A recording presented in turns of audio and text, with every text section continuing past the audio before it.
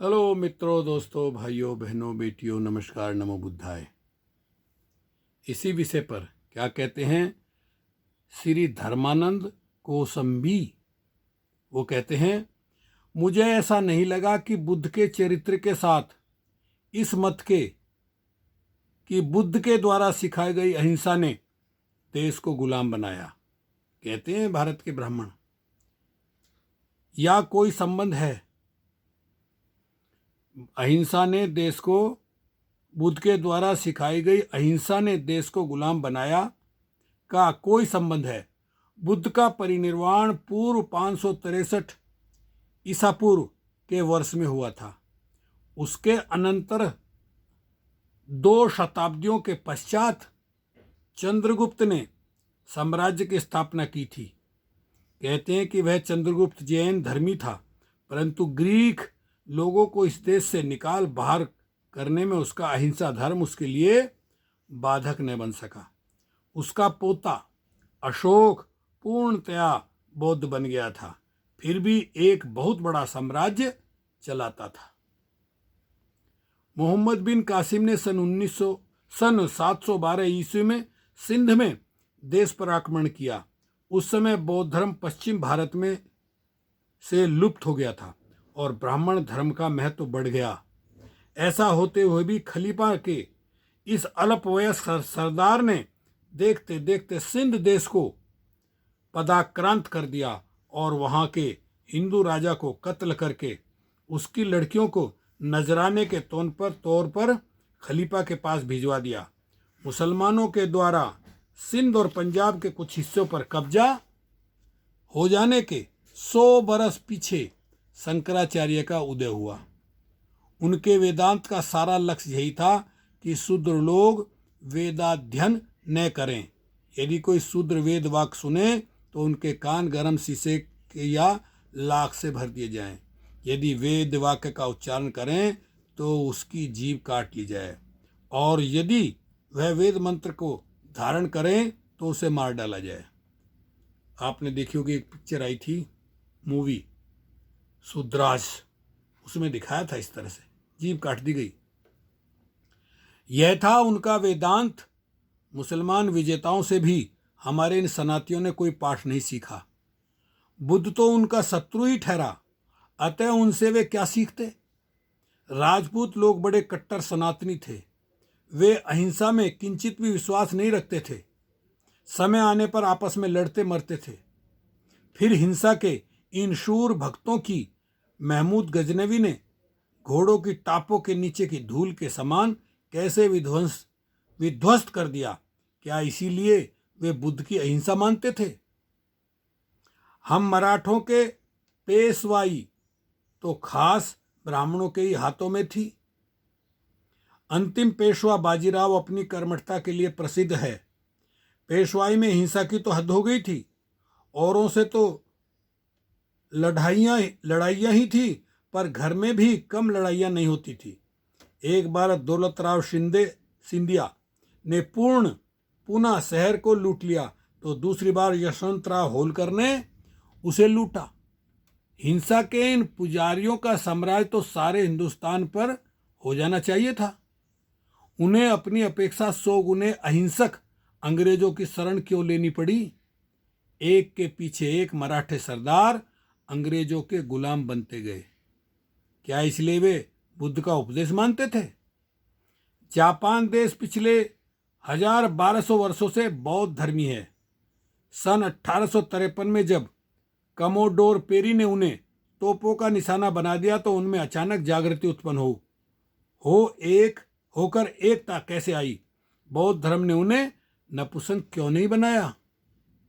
इन प्रश्नों के उत्तर लब्ध प्रतिष्ठित टीकाकार अवश्य दें।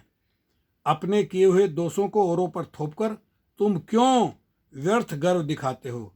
यह महाराष्ट्र कवि मोरापंत की काव्य पंक्ति क्या ऐसे ही लब्ध प्रतिष्ठित लोगों को संबोधित करके लिखी गई हैं? उन्होंने और उनके पूर्वजों ने जो पाप किए थे उनका दोष बुद्ध पर डालकर वे अपनी बुद्धिमानी की डींग हाँक रहे हैं। भगवान बुद्ध। ये पुस्तक है उनकी, भगवान बुद्ध, उसमें कहा है।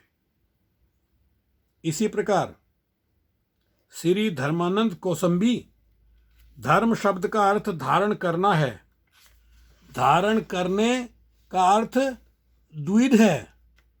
अपने लक्षण को धारण करना, इसके अनुसार संसार के समस्त पदार्थ धर्म हैं। पहला तो ये, नंबर 1, अपने लक्ष्य को धारण करना, इसके अनुसार संसार के समस्त पदार्थ धर्म हैं। नंबर 2, भय से रक्षा करना। यहाँ द्वितीय अर्थ का प्रतिपादन किया जा रहा है। स्थूलता कायिक, वाचिक और मानसिक नैतिकता धर्म है, क्योंकि वह किसी न किसी भय से रक्षा करती है और जीवों को दुख में गिरने से बचाती है। अतः उसका महान यथावत आचरण करना धर्माचरण कहलाता है।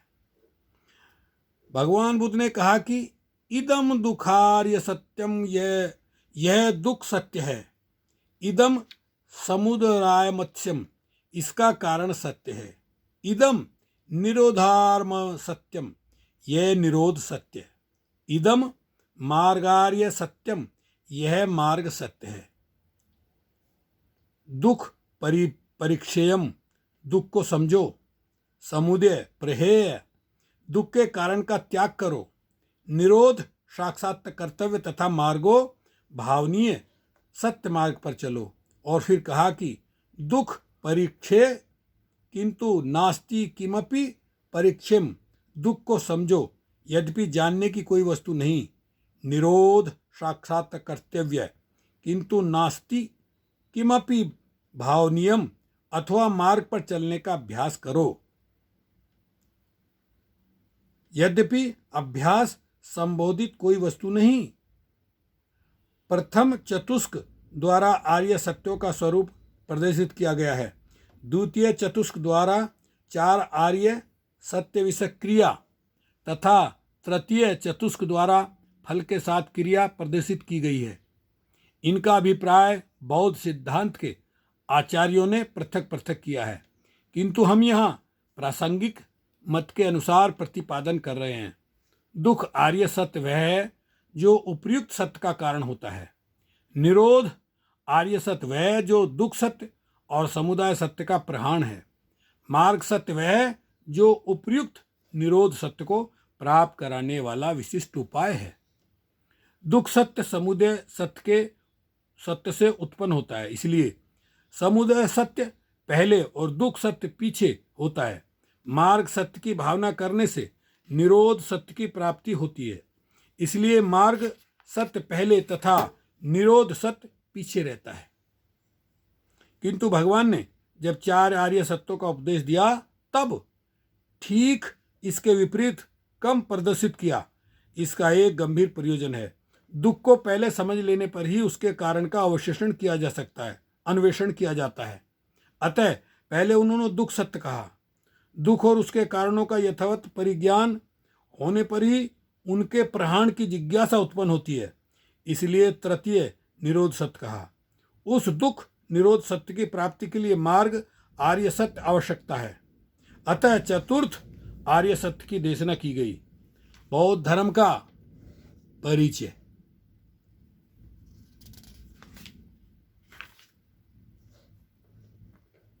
रविंद्रनाथ टैगोर देखिए क्या कहते हैं। भारतवर्ष में बौद्ध धर्म के अभ्युदय काल तथा परवर्ती युग में बौद्ध सभ्यता के प्रभाव से इस देश में शिल्प, विज्ञान, वाणिज्य और साम्राज्य शक्ति का जितना विस्तार हुआ उतना और किसी युग में नहीं हुआ। पथेर संचय। रविंद्रनाथ टैगोर जिन्होंने भारत का राष्ट्रीय गीत लिखा, जनगण मन अधिनायक जय, उन्होंने ये बात कही। ओके, शुक्रिया, धन्यवाद। चलिए इस विषय पर आगे बढ़ते हैं दूसरी वीडियो में।